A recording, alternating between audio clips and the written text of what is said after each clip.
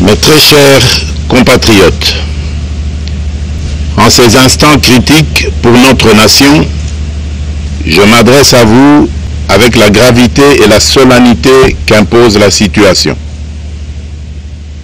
L'Est de notre pays, en particulier les provinces du Nord Kivu, du Sud Kivu et de l'Ituri, fait face à une aggravation sans précédent de la situation sécuritaire.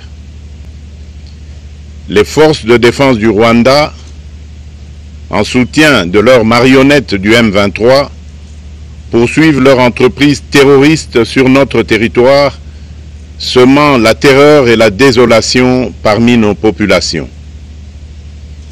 Je partage avec vous la douleur et l'indignation face à ces attaques barbares. Ces actes ne sont pas seulement une attaque contre la République, mais une offense à l'histoire et à la dignité de notre peuple. En ces moments difficiles, je vous appelle à la résilience et surtout à la résistance. Face à cette situation, permettez-moi de vous rassurer. Une riposte vigoureuse et coordonnée contre ces terroristes et leurs parrains est en cours. Nos vaillantes forces armées de la République démocratique du Congo, symboles de courage et de patriotisme, sont pleinement mobilisées, prêtes à défendre chaque centimètre de notre territoire. J'ai personnellement convoqué et présidé des réunions de crise avec une équipe restreinte du gouvernement, le haut commandement militaire ainsi qu'une réunion interinstitutionnelle afin d'évaluer les récents développements de la situation et de lever les options pour repousser les agresseurs et reconquérir chaque parcelle de notre territoire. À cet effet, j'ai nommé ce 28 janvier le général-major Évariste Somo Kakule au poste de gouverneur militaire du Nord Kivu pour renforcer la coordination des opérations militaires et restaurer l'autorité de l'État. Parallèlement, nous avons engagé d'importantes démarches diplomatiques, notamment au sein du Conseil de sécurité des Nations Unies, ainsi que dans le cadre du processus de paix de Luanda, auquel nous restons pleinement engagés malgré les obstacles. Nous privilégions la voie du dialogue, mais toujours avec lucidité, tout en restant fermement résolus à défendre notre territoire et notre souveraineté par tous les moyens nécessaires. Mais ce combat n'est pas seulement celui des FARDC. C'est le combat de tout un peuple, le combat de notre identité congolaise, afin de léguer aux générations futures un pays prospère et en paix. À tous nos compatriotes, dans chaque province, chaque ville, chaque territoire et chaque village, ainsi que ceux de la diaspora, sans distinction d'appartenance ethnique ou politique, unissons nos efforts. Apportons un soutien indéfectible, moral et matériel à nos vaillants soldats. Mobilisons-nous comme un seul homme pour défendre notre souveraineté et sauvegarder notre intégrité territoriale. Je suis pleinement conscient des souffrances de nos compatriotes qui fuient les hostilités. Le gouvernement est instruit d'activer le plan d'urgence humanitaire pour venir en aide aux déplacés.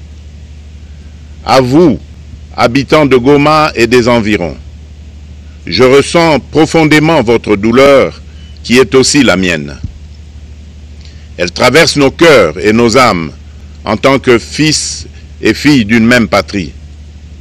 Mais face à cette épreuve, je vous exhorte à puiser dans cette force intérieure qui fait la grandeur du peuple congolais. Résistez avec courage.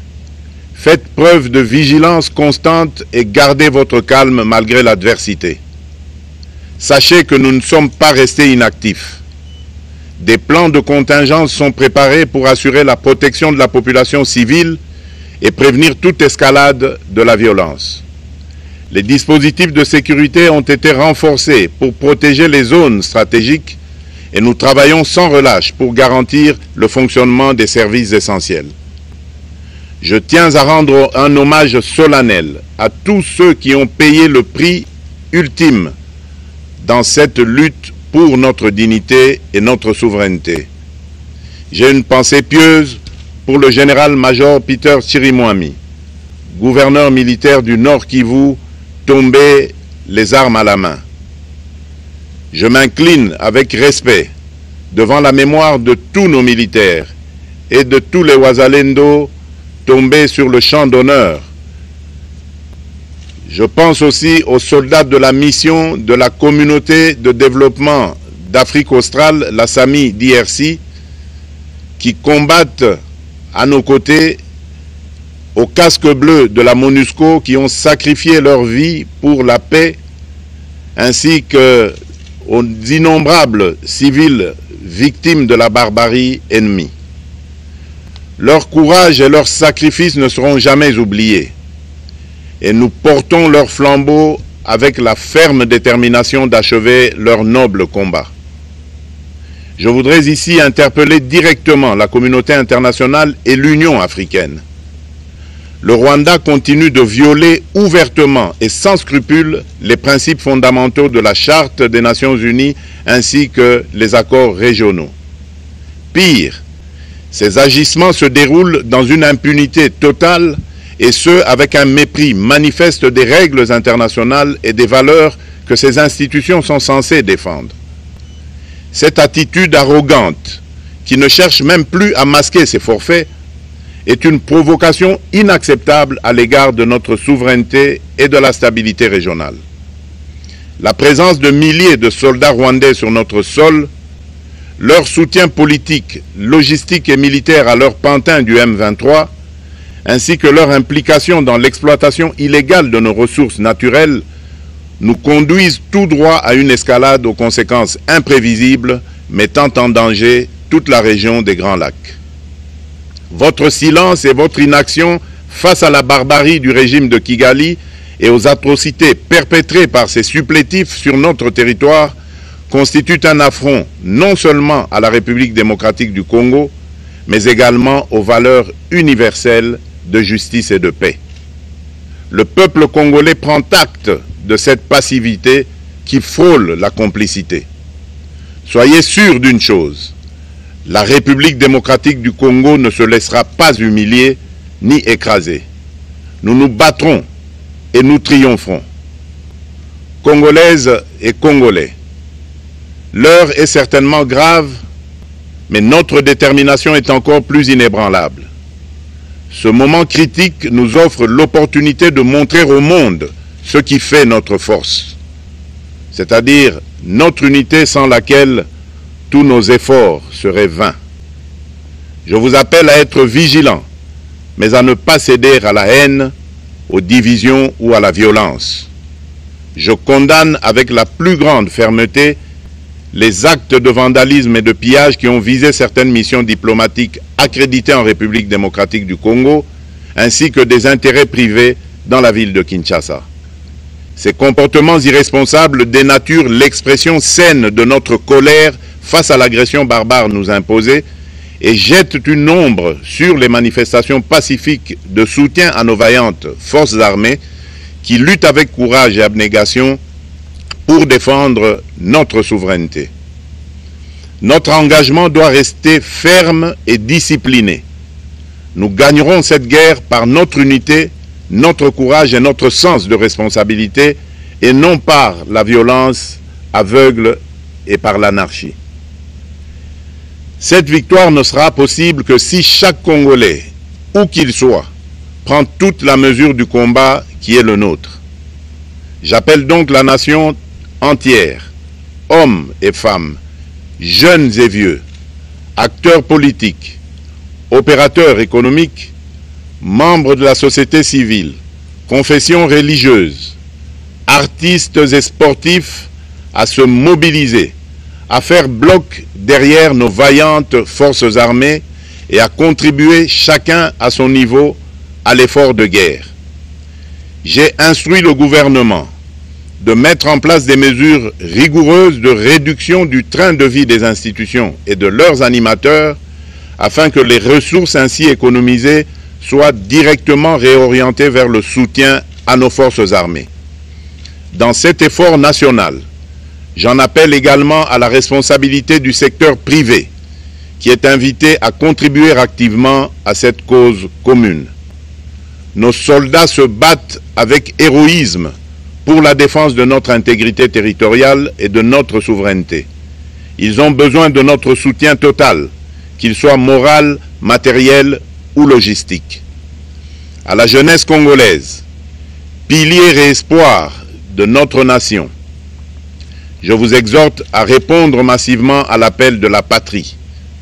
Le moment est venu de vous lever, de mettre votre énergie et votre créativité au service de la nation. Nous devons renforcer nos rangs et chaque jeune Congolais prêt à défendre son pays a une place au sein de nos forces armées. Enrôlez-vous massivement dans l'armée. Vous êtes le fer de lance de notre projet et votre mobilisation est déterminante pour la victoire finale.